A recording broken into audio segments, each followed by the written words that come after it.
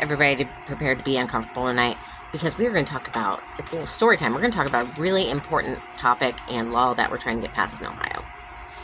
So, Aisha's Law, House Bill 486, is named for Aisha Fraser. She was a teacher up in Cleveland, Ohio. She was killed by her ex-husband, and she was killed after he'd already served time for beating her pretty ferociously, from what I hear, or what I read and researched, in front of their two daughters. Now, Aisha's ex-husband, Lance, was actually a former senator and judge.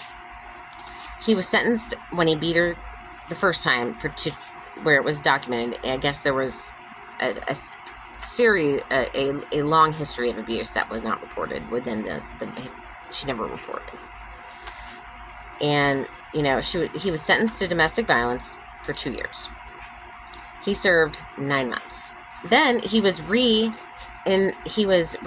by the city up in Cleveland, because he was hired back to serve as like a city administrator in one of their departments. And he was, and the mayor up there at the time defended that decision to rehire him under the Second Chance for Felons initiative. Now, do I believe felons deserve a second chance? Depending on what they did, absolutely. But, Aisha's Law would actually make a lethality assessment now to be performed by every police officer. If a lethality assessment had been done for me when I was attacked,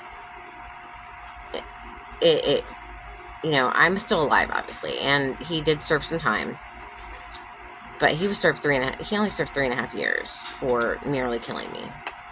And I'm going to go over some statistics and things too, right? So, Ohio was one of the last states to make strangulation a standalone crime. Now, I was nearly strangled to death. I played dead, that's how I got out.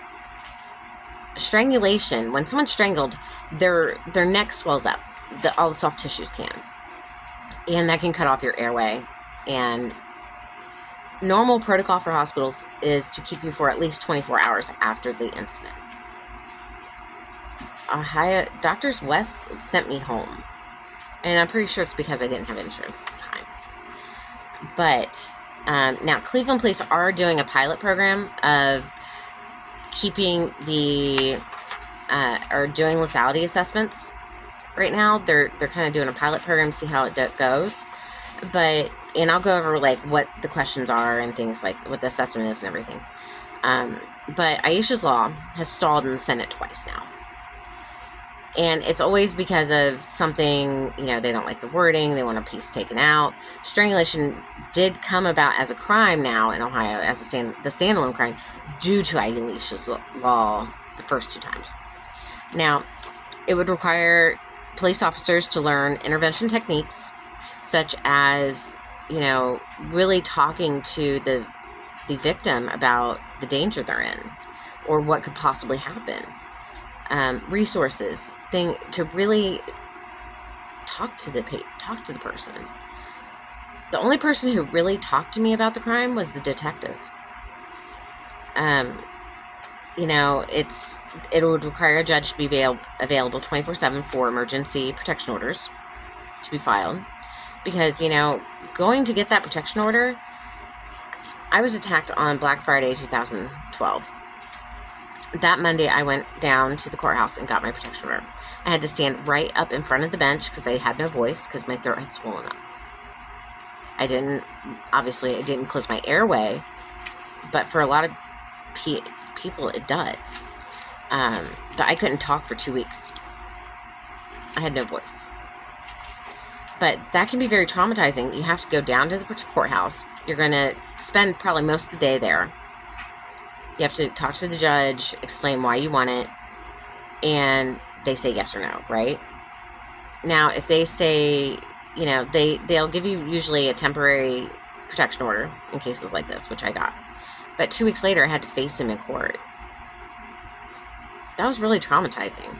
And I was scared to death. And I don't know what I would have done if my dad, and who did end up getting kicked out of the room, but the twins' dad, who my twins are older than my older ones, he went with me and sat with me. We had always had a pretty decent relationship. It would expand the offense to child endangering if there's children present. Expands some of the offenses to aggravated murder, which mine should have been. It should have been aggravated murder. When I went to the first hearing, it was first on the state level, right? And the prosecutor took me into a little room and he said, "This is his rap sheet." I had no idea. He had done this numerous times to other women in California and Washington. And he told me, he goes, "You should be dead. You shouldn't be standing here." He goes, "These are federal offenses, Susan." So I agreed to take the charges up to the federal level. He was rearrested and reindicted, all that. If you're strangled, you are 10 times more likely to die by homicide. But these assessments are not required.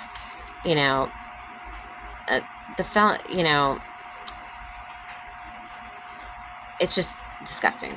Now, assessments are not required right now, but like I think I said, Cleveland is doing a pilot program right now with officers trained to do all these things and do the assessments. Now,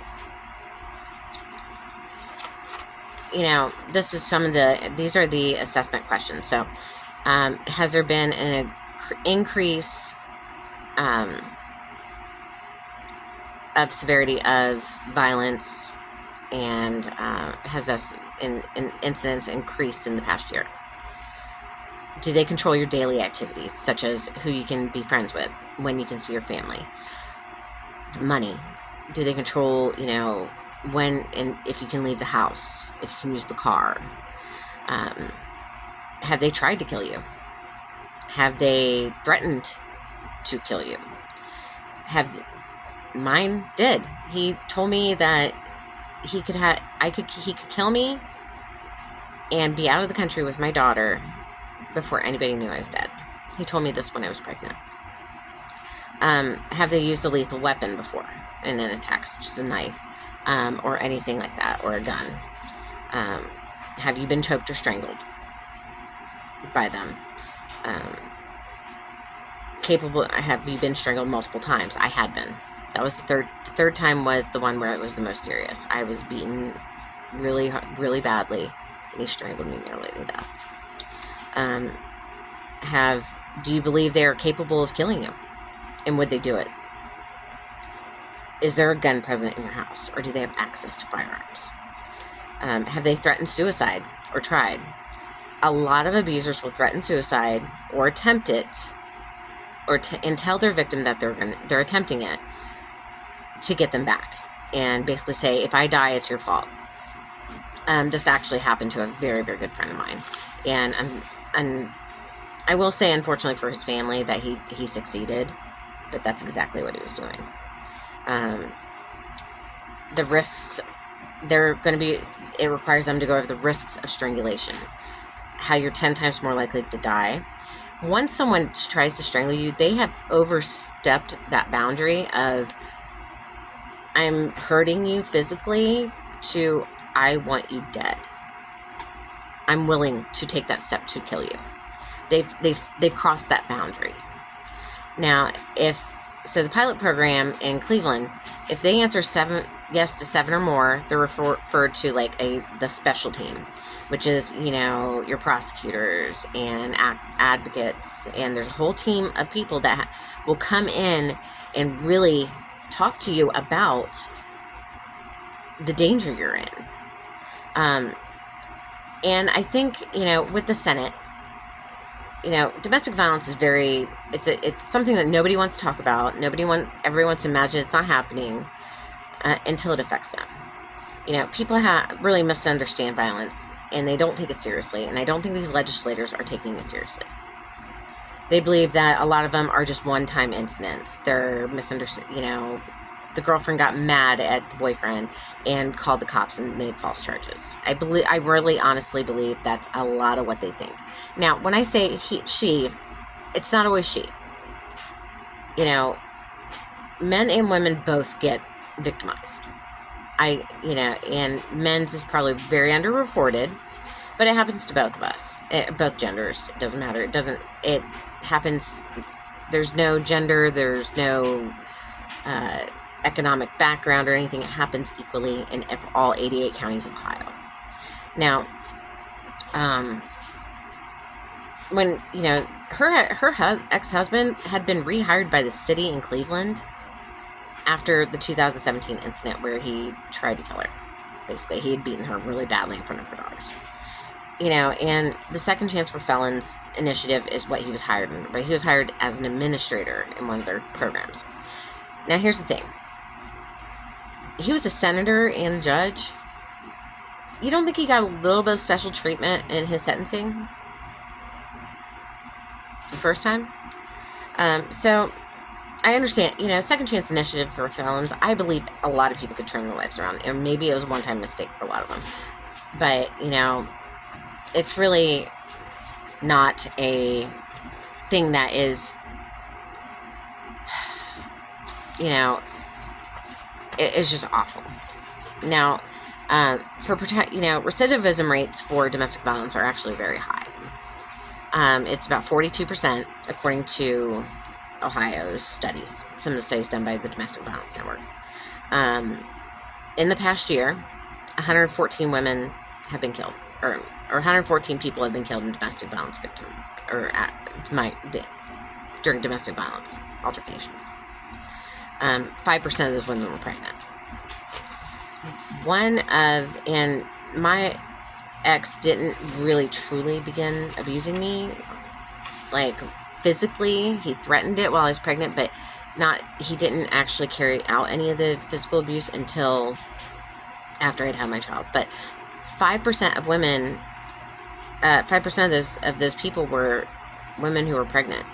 And the number one risk factor for pregnant women in the United States, it's not health related, it's murder by their partners. And that is done, there was a study done, I want to say at Harvard, but yeah, these intervention techniques really, really make a huge difference, and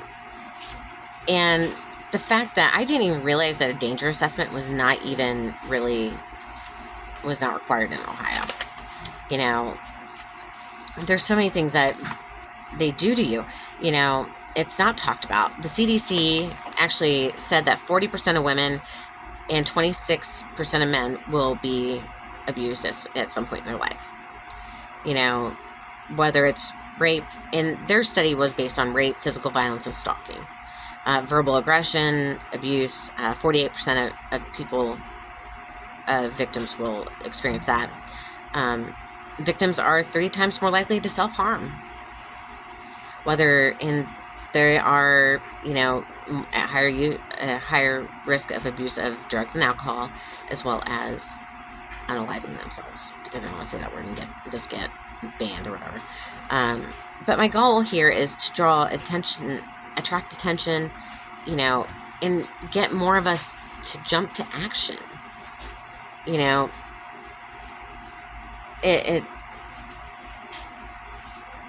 The system is broken.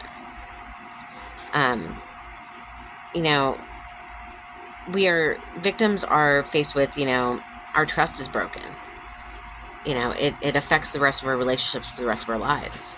It's going to, we're left picking up the pieces. We have the guilt of allowing someone like that to do that to us because we feel like it's our fault. I feel like it's my fault with my most recent ex that's in prison now.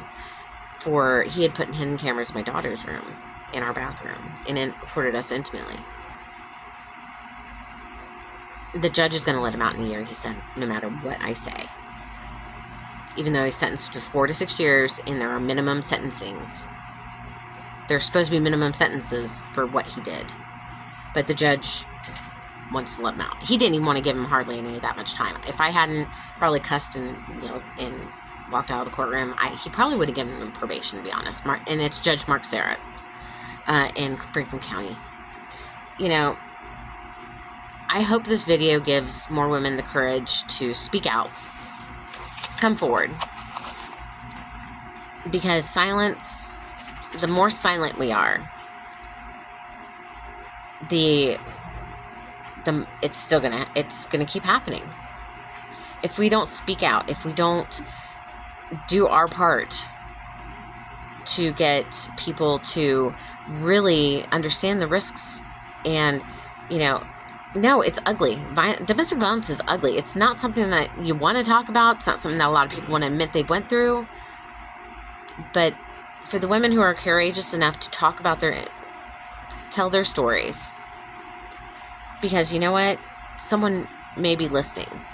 I was asked one time when I worked in urgent care, why do you tell your story so often? And I said, because I don't know who might be listening and it might help them or give them courage. You never know. I was called in numerous times to talk to domestic violence victims that, they didn't want to press charges, and, they came in to get treated for their injuries. And I had one woman who, she said, well, he only punches the wall so far. And I go, one of these times it's going to be you. I never saw her again, but that's a really big indicator that they're going to be abusive to you. If they're damaging property or they're threatening, to intimidate you in a way. I didn't know any of this stuff before I was in a relationship with my ex. So please write your local senator and express why Aisha's law is so important to pass. Because victims feel very unseen. We don't feel like we get justice, ever. The victims' feelings and stuff are never taken. We feel like they're never taken seriously. Judge Mark Serrett thought I wanted revenge. I wanted justice for my daughter. And if he couldn't see that, maybe he shouldn't be still sitting on the bench. He he said that, I see the worst, I see this, I see that. I'm in healthcare. I've seen, and, think about nurses and doctors. That's, people in healthcare where we see people die. Maybe we're doing compressions on someone and it doesn't work. That's very traumatizing to us as well. People in the ED, those nurses, the techs, the operating room, the nurses, the doctors, they see those patients come in. Those victims, when they come in, they don't want to meet your eye. Some of them. When I was in the ED, it felt like that. And a lot of victims they believe that they're the cause of everything. They're not. There's never a reason to use physical harm against somebody else, ever. Again, this is a call to action in Ohio. Write your senator. Let them know that victims need protected. Victims need more than what we're giving them. I wasn't asked any of those questions. I had no idea that strangulation was such a horrible big indicator.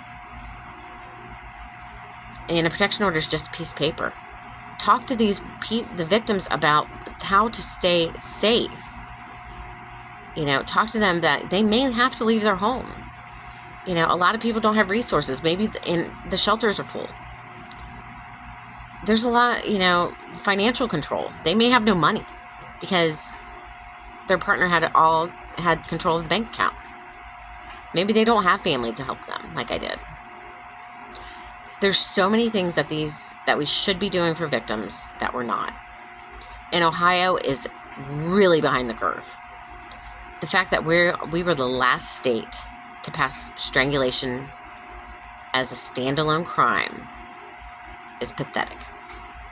I was strangled in 2012. It is now 2024. That law passed in 2021. It should have been aggravated murder. He told me he was going to kill me that day. And, you know, it's kind of like that soft white underbelly of Ohio, of the world, actually. Nobody wants to talk about it. Nobody wants to deal with it. And it's being really, the last 2 times it was in the Senate, they argued about some of the specifications and things like that. It's really, really bad in Ohio that way. You know, we technically don't even have it on the books right now that someone who's accused of domestic violence or anything cannot go buy a gun. I thought that had already passed. It evidently hasn't. It's still in Senate, is still trying to. The House bill passed, but the Senate has not ratified it or signed it into law, that domestic violence victim or abuser, people that are, have been accused of domestic violence, they are not required yet to turn over their guns. Yeah, makes me feel real safe. And,